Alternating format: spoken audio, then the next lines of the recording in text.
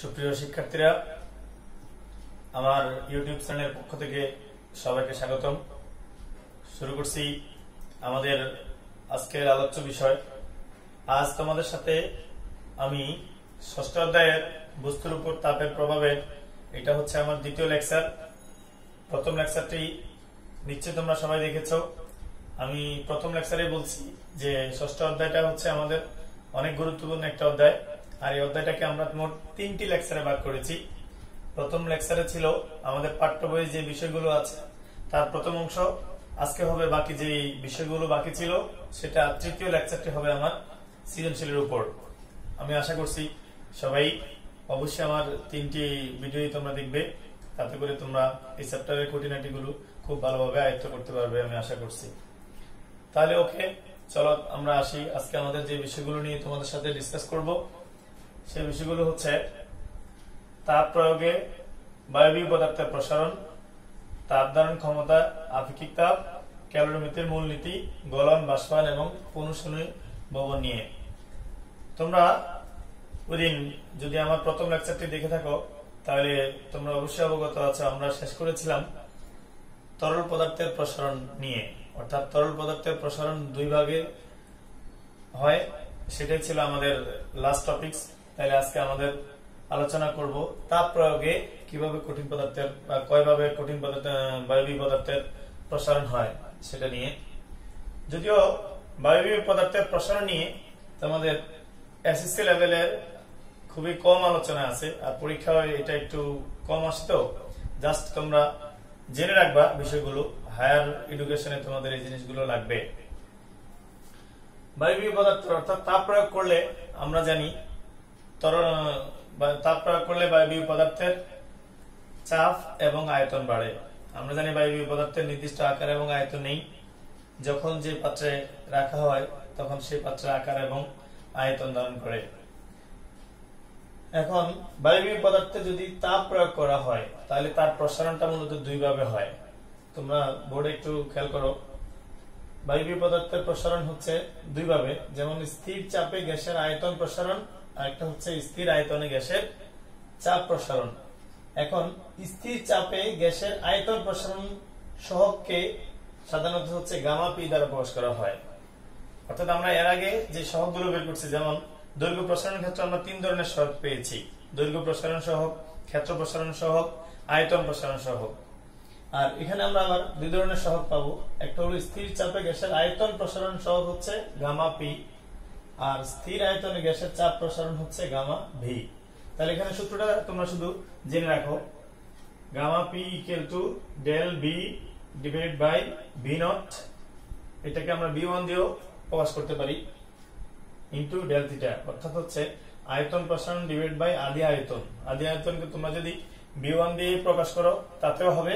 এখানে আমি B not দিয়ে দিয়েছি, অর্থাৎ এই 0 দ্বারা বোঝাচ্ছে হচ্ছে আদি অবস্থা। আদি আয়তন ইনটু অনুযায়ী তাপমাত্রা বৃদ্ধি। সিমিলার ভাবে স্থির আয়তনে গ্যাসের চাপ প্রসারণ সহগ যদি গামা বি হয় তাহলে তার সূত্রটা হচ্ছে gamma B equal to del P divided by P naught into del theta. অর্থাৎ চাপের প্রসারণ ডিভাইড বাই আদি চাপ ইনটু তাপমাত্রা বৃদ্ধি। তোমরা এতটুকু বিষয় জানলে হবে এসএসসি লেভেলে। জাস্ট দুইটা সূত্র এবং বায়বীয় পদার্থের 2 ধরনের প্রসারণ সম্পর্কে জানলে মোটামুটি তোমাদের কভারেজ হবে। এখন তোমাদের সাথে আমি যে বিষয়টি নিয়ে আলোচনা করব সেটা হচ্ছে খুবই ইম্পর্টেন্ট, তাপ ধারণ ক্ষমতা এবং আপেক্ষিক তাপ। এই দুটি বিষয় খুবই জরুরি তোমাদের জন্য। প্রথমত আসি আমরা, তাপ ধারণ ক্ষমতা কি? তাপ ধারণ ক্ষমতা হচ্ছে, তাপ ধারণ ক্ষমতাকে সাধারণত সি দ্বারা প্রকাশ করা হয়, C equal to Q divide by del theta. অর্থাৎ যে কোনো বস্তুর তাপমাত্রা 1 কেলভিন বৃদ্ধি করতে যে পরিমাণ তাপের প্রয়োজন হয়। তোমরা আবার একটু খেয়াল করো, যে কোনো বস্তুর তাপমাত্রা 1 কেলভিন বৃদ্ধি করলে যে তাপের প্রয়োজন হয় সেই গৃহীত তাপকে বলা হয় সাধারণত তাপ ধারণ ক্ষমতা। তাপ ধারণের এককটা কিভাবে বের করবো আমরা? আমরা জানি গৃহীত তাপ অর্থাৎ তাপের পরিমাণ, অর্থাৎ তাপের একক হচ্ছে জুল, আর তাপমাত্রার পরিবর্তন হচ্ছে কেলভিন, অর্থাৎ জুল পার কেলভিন ইনভার্স 1। তাহলে এবার আসো আপেক্ষিক তাপ। আপেক্ষিক তাপকে সাধারণত S দ্বারা প্রকাশ করা হয়, S equal to Q divided by M del theta. অর্থাৎ আপেক্ষিক তাপের ক্ষেত্রে হচ্ছে বস্তুটার ভর ফিক্সড, অর্থাৎ হচ্ছে 1 কেজি ভরের। যেমন আমরা তাপ ধারণ ক্ষমতার ক্ষেত্রে বলছি যে কোনো বস্তুর তাপমাত্রা 1 কেলভিন বৃদ্ধি, আর এখানে বলবো আমরা 1 কেজি ভরের যে কোনো বস্তুর তাপমাত্রা 1 কেলভিন বৃদ্ধি করতে। তাহলে পার্থক্যটা কিন্তু একটু সূক্ষ্মভাবে মনে রাখতে হবে। যেটা তাপ ধারণ ক্ষমতা সেটা হচ্ছে যে কোনো বস্তুর তাপমাত্রা 1 কেলভিন বৃদ্ধি, আর আপেক্ষিক তাপের ক্ষেত্রে বলবো আমরা যে কোনো 1 কেজি ভরের যে কোনো বস্তুর তাপমাত্রা 1 কেলভিন বৃদ্ধি করতে যে তাপের প্রয়োজন হয় সেটা হচ্ছে মূলত আমাদের আপেক্ষিক তাপ। তাহলে আমরা এটার এককটা বের করি। তাপের একক হচ্ছে জুল, আর বস্তুর ভর, ভরের একক হচ্ছে কেজি, আর তাপমাত্রা হচ্ছে কেলভিন।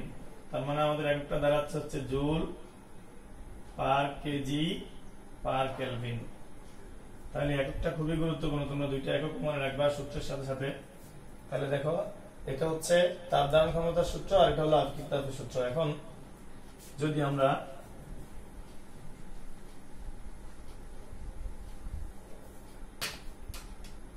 এটাকে যদি আমরা 1 নম্বর সমীকরণ দেই, এটা যদি 2 নম্বর সমীকরণ হয়, অর্থাৎ এখন আমরা যেটা করব সেটা হচ্ছে আপেক্ষিক তাপ এবং তাপ ধারণ ক্ষমতার মধ্যে সম্পর্ক। এই সূত্রটা তোমাদের ম্যাথমেটিক্যাল টার্ম করার জন্য খুবই দরকার হয়, অর্থাৎ এই দুইটার সূত্রের কম্বাইন্ড যে রূপটা ওইটা তোমাদের সৃজনশীল করতে খুব সহায়ক হবে। তাহলে 1 নং ও 2 নং হতে পাই। খেয়াল করো, S ইকুয়াল টু, তাহলে আমরা লিখতে পারি S equal to C by M। খুব খেয়াল করো তোমরা, আমরা তাপ ধারণ ক্ষমতা থেকে জানি C equal to Q by del theta, আর S equal to Q by M del theta হচ্ছে আপেক্ষিক তাপ। এখন S ইকুয়াল টু আমরা C বাই M লিখলাম, কারণ হচ্ছে C এর মান আমরা জানি Q বাই ডেল থিটা। তার মানে আমরা আপেক্ষিক তাপে যদি Q বাই ডেল থিটার মান পরিবর্তে আমরা C বসে দেই আর নিচে M আছে, তাহলে আমাদের আপেক্ষিক তাপ এবং তাপ ধারণের মধ্যে ক্ষমতা হচ্ছে S equal to C M del theta. আরেকটা জিনিস লক্ষণীয়, তোমরা খেয়াল রাখবে, অনেক সময় গৃহীত তাপ বা বর্জিত তাপ নির্ণয় করতে আমাদেরকে বলে। তাহলে আমরা এই সূত্রটাকে এভাবে করে নিব। যদি গৃহীত তাপ বা বর্জিত তাপ বের করতে আমাদের বলে, তাহলে দেখো আপেক্ষিক তাপ থেকে আমরা এই সূত্রটা লিখতে পারি যে Q equal to MS del theta, অর্থাৎ R গুণন করে, না হয় আমরা এই সূত্রটা কিভাবে লিখতে পারি MS ডেল থিটা মানে হচ্ছে কি তাপের পরিবর্তন। এটা আমরা থিটা 2 মাইনাস থিটা 1, নতুবা এভাবেও লিখতে পারি MS T2 মাইনাস T1। অনেকভাবে তোমাদের জানা T1 T2 দ্বারা মূলত টেম্পারেচার বা তাপমাত্রা বোঝাচ্ছে, এটা থিটা 2 মাইনাস থিটা 1 এটাও তাপমাত্রা পরিবর্তন বোঝাচ্ছে, আর শুধু ডেল থিটা হচ্ছে তাপমাত্রা পরিবর্তন বোঝাচ্ছে। তিনটা রূপে যদি তোমাদের জানা থাকে তাহলে তোমরা গাণিতিক সমস্যাগুলি করতে তোমাদের জন্য একটু সুবিধা হবে। আশা করি বুঝতে পেরেছো। ওকে, তাহলে আমাদের নেক্সট যে পার্ট সেটা আসা যে ক্যালোরিমিতির মূলনীতি। তাহলে আগে আমরা জানতে হবে যে ক্যালোরিমিতিটা কি। ক্যালোরিমিতিটা হচ্ছে ফিজিক্সের একটা গুরুত্বপূর্ণ পার্ট, অর্থাৎ যে পার্টে পদার্থবিজ্ঞানের বিভিন্ন তাপের পরিমাণ এবং তাপমাত্রার পরিমাপ নিয়ে আলোচনা করা হয়। অর্থাৎ বিভিন্ন তাপমাত্রা পরিমাপ নির্ণয় করা, অর্থাৎ পদার্থবিজ্ঞানের যে শাখায় সাধারণত তাপের পরিমাণ নির্ণয় করা সম্পর্কিত বিশদভাবে আলোচনা করা হয় সেটা হচ্ছে ক্যালোরিমিতি। এখন ক্যালোরিমিতির মূলনীতিটা কি? প্রত্যেকটা কিছুরে হচ্ছে কি অবশ্যই একটা নিয়ম নীতি থাকে যার উপর বেস করে সেটা পরিচালিত হয়। ঠিক তেমনি ক্যালোরিমিতির মূলনীতিটা হচ্ছে, ধরো এখানে আমাদের দুইটা মার্কার আমি নিলাম। এখন মনে করো এই মার্কারটা হচ্ছে উত্তপ্ত অবস্থা আর এটা হচ্ছে ঠান্ডা অবস্থা। এখন দুইটাকে যদি আমরা রেখে দেই একসাথে, তাহলে ঠান্ডা বস্তুটা তাপ গ্রহণ করবে উত্তপ্ত বস্তু থেকে, আর উত্তপ্ত বস্তুটা হচ্ছে ঠান্ডা বস্তুকে তাপ দিবে।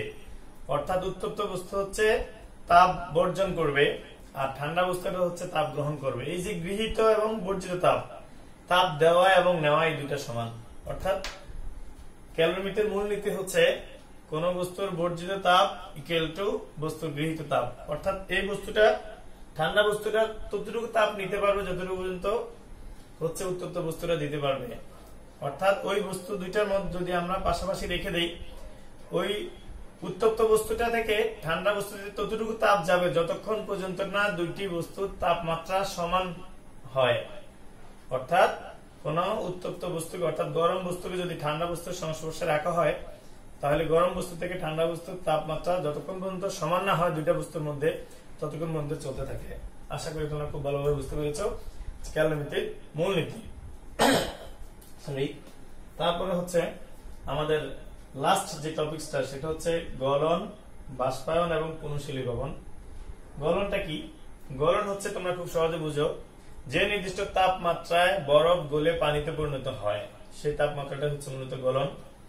আর বাষ্পায়ন হচ্ছে যে নির্দিষ্ট তাপমাত্রায় কোন তরল পদার্থ বাষ্পে পরিণত হয় সেই তাপমাত্রাটা হচ্ছে মানে সেই প্রক্রিয়াটা হলো মূলত বাষ্পায়ন।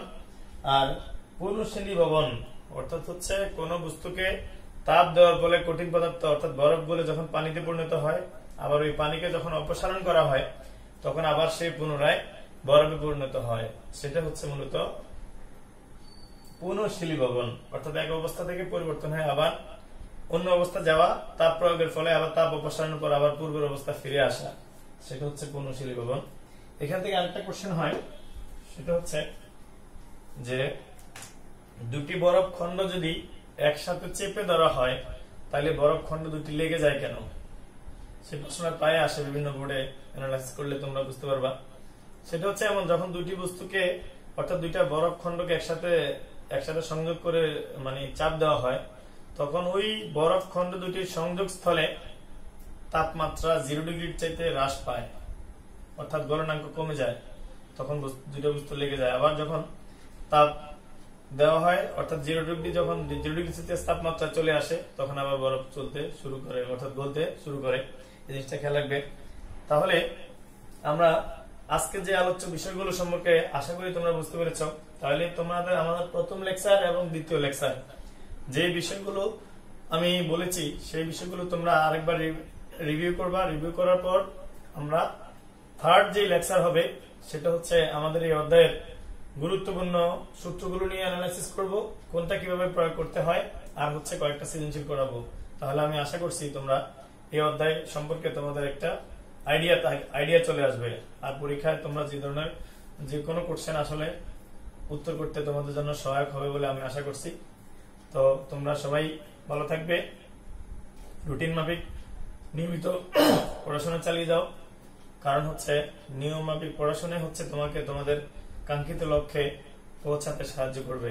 আমি আশা করছি তোমরা অবশ্যই সঠিকভাবে সময় মেপে তোমরা পড়াশোনা চালিয়ে যাও, তোমরা যেন তোমাদের নির্দিষ্ট বা কাঙ্ক্ষিত লক্ষ্যে পৌঁছাতে পারো, এই আশাবাদ ব্যক্ত করে আমরা আজকের লেকচার এখানে শেষ করছি।